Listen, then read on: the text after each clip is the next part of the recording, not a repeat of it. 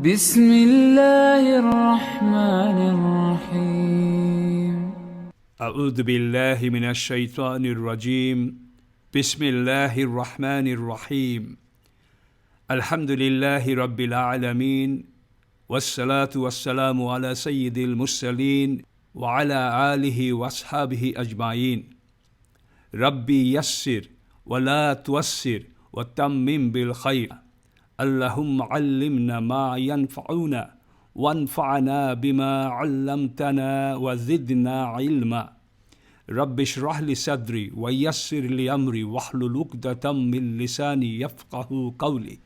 One humble request before we start. Al-Quran Institute is a Quranic Dawah and educational institute. We would like to reach many others like you, so your assistance will be greatly appreciated. If you benefit from our videos, please like, share, and subscribe our YouTube channel. Jazakallahu khairan. Let's start, inshallah. Alhamdulillah, we have learned Badal and Sifat in our last lesson. And today we are going to study lesson 3 of module 2, and the topic is abnormal sentence structure in Arabic, inshallah. At-taqdeemu wat-ta'khiru. We learned that a sentence has a certain sequence where one part comes first, followed by another part. In a Jumla ISMIA, the natural or normal order of the components is as follows: Mubtada, then Khabar, then MUTALLIQ bil Khabar. Together they make Jumlatul ISMIA. When the components are made to change their normal order, some components are brought forward and called MUQADDAM, and the component delayed or made to come later is called MUAKHKHAR.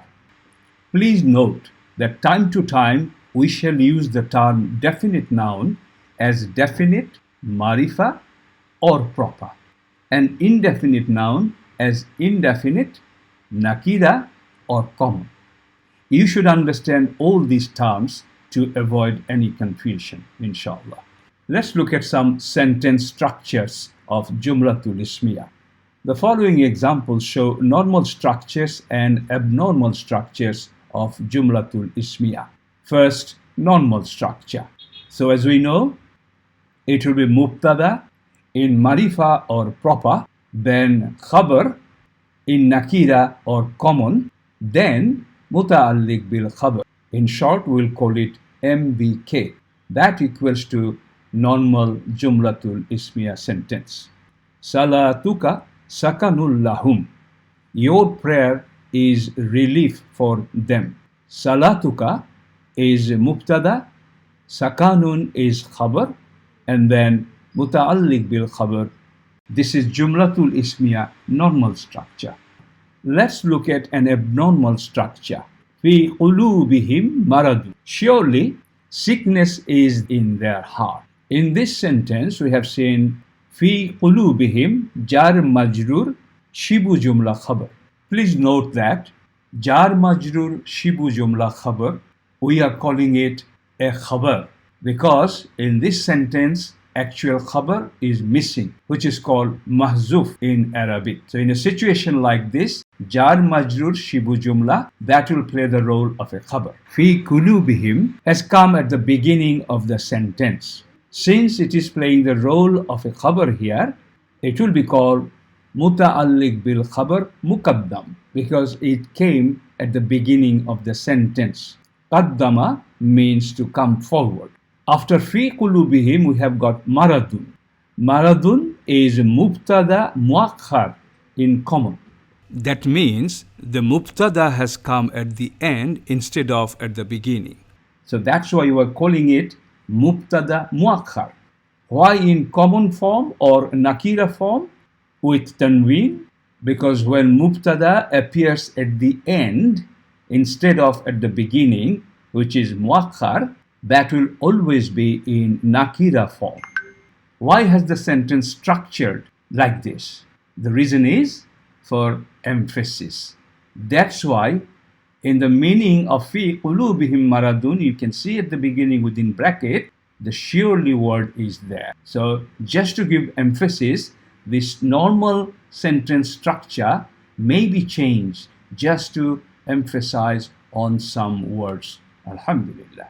Next is special meanings. Certain sentence structures where taqdeem and ta'khir is applied, the meaning of only or alone or exclusivity is gained by certain examples, which are as follows. First, wa ilallahil masir, and to Allah alone is the final place of return. Here, after the harf atf waw, we have got ilallahi, which is shibu jumla muta'alliq bil khabar, and we shall call it muta'alliq bil khabar MUQADDAM, because khabar came at the beginning of the sentence instead of being at the end. Then we have Mubtada MUAKHKHAR al-Masiru, and this is in proper or Marifa format. That makes it Jumla ISMIA. And why has this been arranged like this? Just to give emphasis on the words ilallahi to mean Allah alone.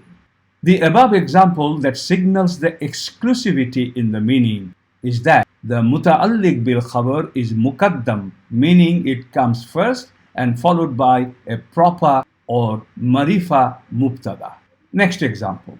Lahu mulku samawati wal ardh. For him alone is ownership of the skies and the earth. Here, jar majrur shibu jumla khabar muta'alliq bil khabar muqaddam at the beginning. Then we have got mubtada muakhkhar marifa or definite or proper. Lahu jar majrur muta'alliq bil khabar. Then mulku is mubtada muakhkhar, as-samawati wa al-ardi with the matuf together. As-samawati wal ardi is the mudaf ilayhi of the mudaf mulk. In this example, the mubtada is a chain, so all the words after lahu are all in the mubtada bucket. Mulku is mubtada as well as mudaf. As-samawati is mudaf ilayhi, wal ardi is matufu ala with as-samawati. So mulku samawati wal ardi together playing the role of mubtada. The last example, laysa laha min dunillahi kashifa. None besides Allah at all can avert it. Here, laysa is fi'l naqis, laha jar majrur shibu jumla khabar, and it is muta'alliq bil khabar muqaddam, number 1.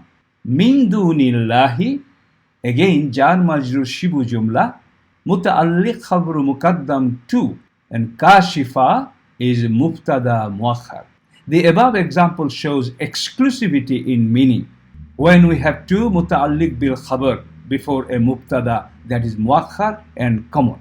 The sentence laysa laha min dunillahi kashifa is a Jumlatul ISMIA, nominal sentence, because it begins with the verb laysa, which in Arabic grammar is considered to be from the family of kana and its sisters. And sentences beginning with these verbs are classified as nominal sentence, since kana is one of the incomplete verbs that we shall discuss in later chapters, inshallah.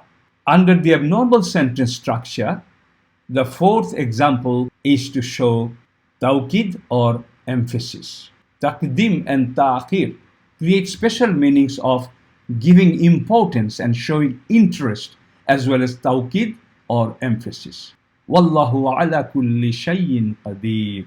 And Allah is completely capable over every single thing.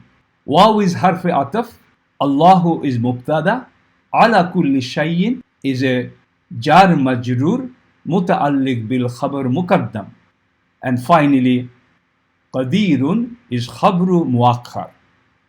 Note, although there is rearrangement of the parts of Jumla ISMIA, you don't get exclusivity in the meaning only, specially, or completely. In the next part of the lesson, we shall show you different fragment or sentence. Let us try to identify whether it is a fragment or a sentence and why. As we have been studying that Mubtada is usually proper, means definite, and Khabar is usually common or indefinite. But we learned that Mubtada can be common. The presence of common or Nakira ism as the Mubtada and that of a jar majrur fragment in Jumla ISMIA poses a slight confusion. The reason being the rule of a Nakira ism being Mawsuf and jar majrur fragment following it being its sifa. So how do we decide when to take a Nakira ism and jar majrur fragment as a sentence and when to take it as a fragment? First example, Darsum minal ustazi, a lesson that is coming from the teacher. Darsum, a lesson, minal ustadi, coming from the teacher. Here, darsun is an ism. It's in rafa state with dhamma tanween. It is singular, it is masculine, it is common because it has got dhamma tanween. Minal ustadi, there is harf jar and ism majroor. Minal ustadi is acting as sifat of the mawsuf, which is darsun, and it is in the state of fi mahalli rafa. You see that after the ism that is common, we have a jar majroor fragment that is describing an aspect of the ism. So, the jar majroor fragment as a whole is describing the nakira ism, so it ends up being mawsuf sifa fragment. So this is a fragment and not a sentence. The jar majroor fragment as sifa follows its mawsuf only in status, i'rab. Darsum minal ustadi, a lesson from the teacher, is not a complete sentence. A complete sentence would typically have a subject and a predicate, expressing a complete thought or idea. In summary, in this case, the phrase gives information about a lesson and its source, the teacher, but doesn't provide a verb or predicate that tells us something about the subject. Let's look at a second example. Ad-darsu minal ustadi. The lesson is from the teacher. Here, ad-darsu is an ism in rafa status and in proper or definite format, and that is the mubtada. Minal ustadi, again it's a harf jar plus ism majroor, and that is playing the role of shibu jumla MUTALLIQ bil Khabar.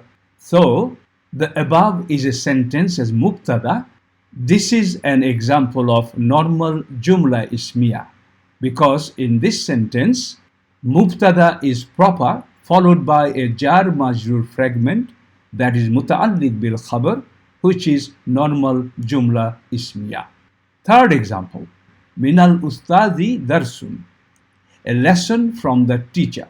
Here, Minal Ustadi, harf jar, and ism majroor. So this is MUTALLIQ bil Khabar MUQADDAM. Darsun is an ism in rafa status and it is in Nakira form.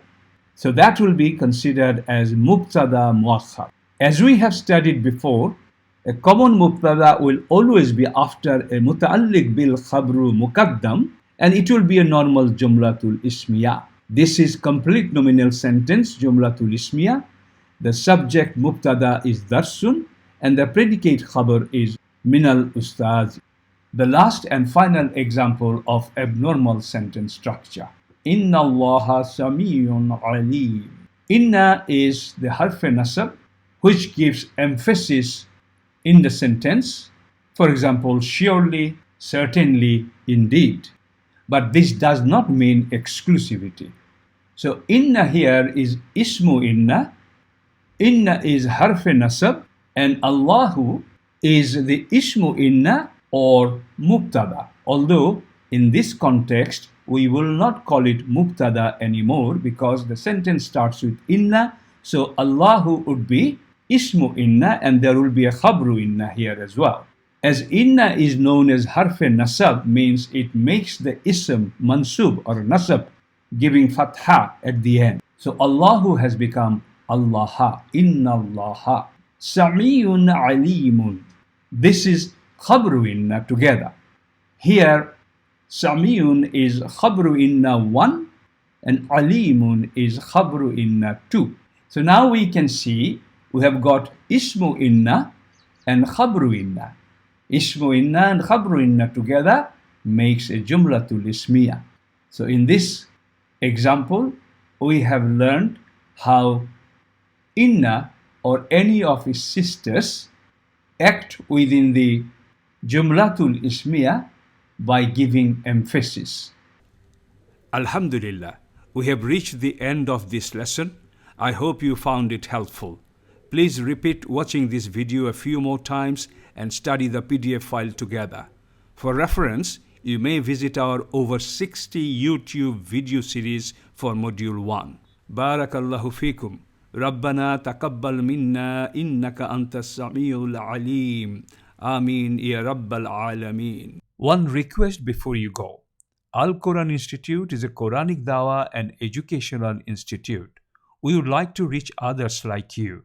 So if you benefited from this video, please share with others, and most importantly, please subscribe our channel and like the videos.